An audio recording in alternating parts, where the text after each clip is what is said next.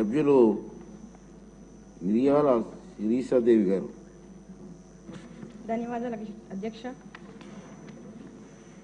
నిజంగానే గిరిజన ప్రాంతాల్లో ఈ యొక్క మహిళలకు ఎవరైతే పౌష్టికాహార లోపంతో ఉన్నటువంటి మహిళలు వాళ్ళ యొక్క ప్రధానమైనటువంటి సమస్య ఏంటంటే అధ్యక్ష, గత ప్రభుత్వం అంతా కూడా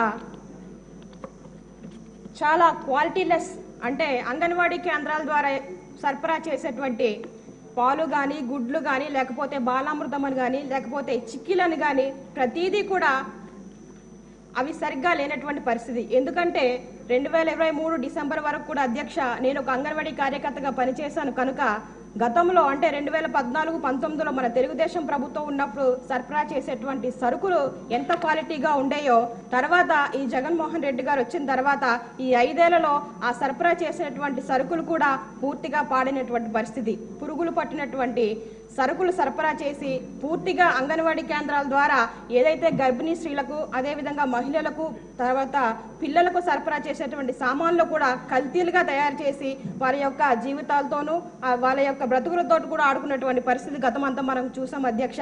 నేను ఒకటే కోరుకుంటా ఉన్నాను, మనం ఉన్నప్పుడు మన తెలుగుదేశం ప్రభుత్వం ఉన్నప్పుడు అధ్యక్ష ఏవైతే ఈ ఫుడ్ బాక్సెట్లు కానీ అదేవిధంగా గోరుముద్దలను కానీ గిరుగోరు ముద్దలను కానీ మనము మహిళలు ఎవరు కూడా రక్తహీనతతో చనిపోకూడదని గర్భవతులకు కానీ బాలింత పిల్లలకు కానీ చిన్నపిల్లలకు కూడా వారందరికీ మంచి పౌష్టికాహారం అందించి వాళ్ళ యొక్క జీవితాల్లో వెలుగులు నింపాలని మన తెలుగుదేశం ప్రభుత్వం ఎలా అయితే ప్రయత్నం చేసిందో అదే దిశగా ఇప్పుడు కూడా మళ్ళీ మన ప్రభుత్వం వాళ్ళ జీవితాల్లో వెలుగులు నింపాలని మనస్ఫూర్తి కోరుకుంటున్నాను అధ్యక్ష.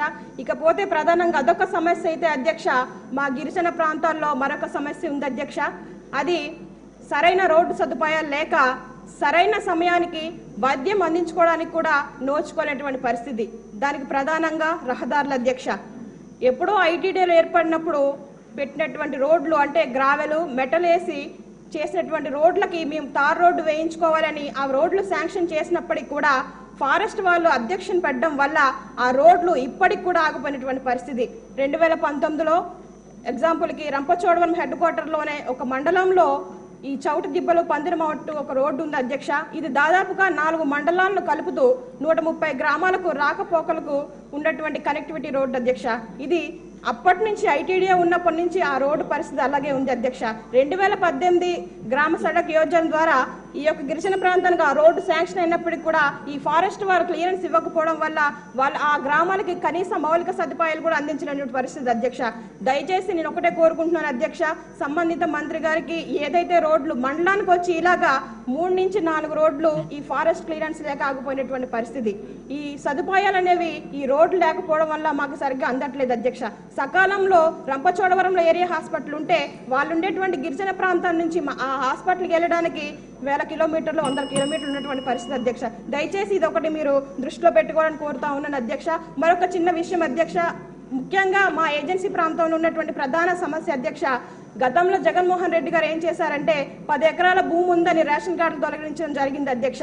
మనం చూసుకుంటే మా ఏజెన్సీ ప్రాంతంలో 10 ఎకరాలు ఏంటి 100 ఎకరాలు ఉన్నా సరే సెంటు భూమి కనీసం ఒక 1000-2000 కూడా ఖరీదు చేయనటువంటి పరిస్థితి. మీకు తెలుసు అధ్యక్ష, మీ పక్కనే నర్సీపట్నం అక్కడ సెంటు భూమి 1 లక్షలు విలువ చేస్తే రంపచోడవరం నియోజకవర్గంలో 1 ఎకరం భూమి కూడా ఒక కనీసం వాల్యూ కూడా చేయనటువంటి పరిస్థితి. కానీ గత ప్రభుత్వం ఏం చేసిందంటే 10 ఎకరాల భూమి ఉందనేసి రేషన్ కార్డు తొలగించడం ద్వారా పీవీటీజీస్ ఎక్కువగా నష్టపోయినటువంటి పరిస్థితి అధ్యక్ష. దయచేసి దీన్ని దృష్టిలో ఉంచుకొని దీన్ని మినహాయింపు చేసి స్పెషల్ డ్రైవ్ చేసి రేషన్ కార్డు కోల్పోయిన వారికి ప్రతి ఒక్కరు కూడా ఈ రేషన్ కార్డులు ఇప్పించి వాళ్ళకి మౌలిక సదుపాయాలు అన్ని కూడా అందించి ప్రతి సంక్షేమ పథకాలు కూడా అందేలాగా స్పెషల్ దృష్టి పెట్టాలని కోరుకుంటా ఉన్నాను అధ్యక్ష. ఇంత అవకాశం ఇచ్చినటువంటి పెద్దలకు ధన్యవాదాలు తెలియజేస్తా ఉన్నాను.